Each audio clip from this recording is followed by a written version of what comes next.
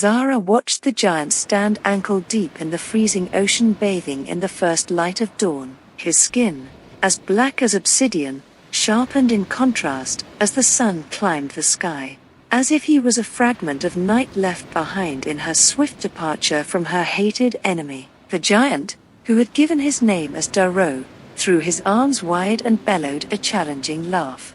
When his lungs had depleted, he drew in a deep breath and dropped his arms. Without turning, he spoke.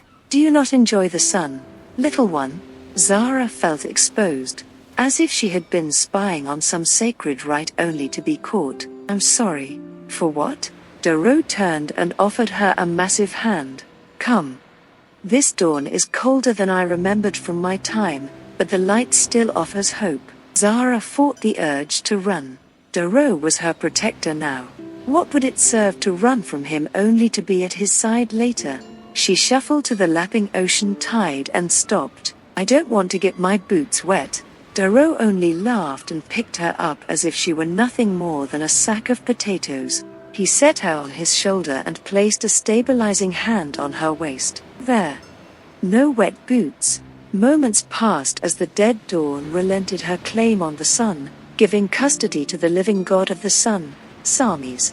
The colors shifted to strong yellows that offered comforting heat in the frigid north. Daro was sent to her by her father, the god of death. Her last guardian, a man she simply referred to as protector, had been a source of calm and reassurance in her troubled life. Already she felt Daro would be the same. Daro? Zara closed her eyes as she exposed her vulnerable thoughts. "Am I cursed?" Daro grunted. He turned slowly back to the rocky beach and found a 10-foot-tall rock. He set her atop it and stroked his white stubbled chin. "Why would you ask that?" Without warning, tears sprung from her eyes. She immediately wiped them away. Daro patted her head with a hand that could crush her skull if he so willed it. There, little one," Daro whispered, which meant it sounded like an avalanche of collapsing leaves. "No need for tears." "I'm sorry," Zara offered, if only to prevent a headache from his kindness. "I don't know why I cried." Thankfully, Daro withdrew his hand and brandished a wide grin. "Because you are young. Everything seems stacked against you." "They are," Zara said, surprised by the anger in her voice. "I kill magic in a world full of magic. Everything I do is a threat to someone. Or life." Daro chuckled, the sound like distant thunder. "The old is always threatened by the new, and the young think everyone is an enemy. You just happen to be the first of your kind and so bear the weight of the impact you promise." The first? Zara had never considered there would be more like her. The thought of other people with her condition granted an odd sense of comfort. "Look at that short guy over there. The one with the knife in his hand." Daro pointed at Raden, who many considered a large man. "His kind were barely more than hairless apes during my time. Then they stole the pillars of civilization from us, multiplied, and soon chased us from our fires and tents until we could no longer stand against them." Zara gasped. "Humans killed your people? Are you mad?" "I was." Daro frowned and shrugged his shoulders. "But my time in your father's realm has taught me the wisdom of death." Mention of her father surfaced a hurt she had not addressed. "Why didn't my father keep me? Why did he exile me to this realm?" "Ah, little one." Daro set both of his hands on her shoulders, swallowing her torso. "Don't say that. He loves you. Why do you think I'm here? I could not stand to watch my lord walk his mighty halls plagued by worry. He loves you a great deal." "A great deal? Then why won't he take me back home?"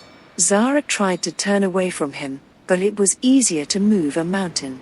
She surrendered and sagged against his grip. Daro flinched and pulled back his hands. "I'm sorry, little one. I forget my strength sometimes." Daro lifted Zara's chin with a finger the size of a sapling. "Don't fret. He has his reasons." "What are they?" Zara lifted her face, angry at the elusive answers. "He is the god of death." "That's it, isn't it? My powers would kill him. I would kill him. He can't keep me. He can't love me." Daro withdrew his hand and rubbed it with the other. Perhaps you are a threat to him, but he does love you. Maybe it's to allow you to live and understand life before you return to the land of death. Maybe it's to find a solution to the riddle of your powers. Knowing him, I'm sure that's it. Zara threw a hand toward the company that had protected her these past few months. They've tried. We keep coming to the same dead end. Only light and dark can help. But where are they? Why do they hate me? Their own granddaughter. Stop. Daro's voice thundered like a summer storm. To his credit, he wiped a hand over his face and shook his head. Sorry. I am still getting used to your weakness, love and hate, life and death. You have lived for thousands of years and still see the world in contrasts. Never in the shades of reality that all living things understand when the world punches them in the face. Everyone has their reasons. Light and dark fled. Perhaps they still mourn, in their immortal ways, the loss of their daughter. Your father may have exiled you here because he loves you and wants you to appreciate life, to understand what motivates mortals so that you can become a goddess who empathizes with her followers. Don't be too quick to judge. Zara lowered her gaze, ashamed. Maybe it's better that I die. I know you despair. Daro said, don't give up on your father. Don't give up on your friends or me. We will find an answer for you. Until then, cherish their sacrifice and the moments you share with them. Have faith. Our people once worshipped light in a temple to the south. It was called the Chamber of Light. There are crystals within which are said to be the tears he shed when fate died. Only the strongest of our kind were able to withstand the power within, but when they exited the chambers, they were gifted with profound wisdom. Perhaps it still stands. Perhaps we can find someone worthy of entrance. I will search for it once I clear the Yuan Ti threat. Chamber of Light? Zara perked with hope. Why didn't you say so sooner? Daro chuckled. Because hope shines strongest from the darkness of dread.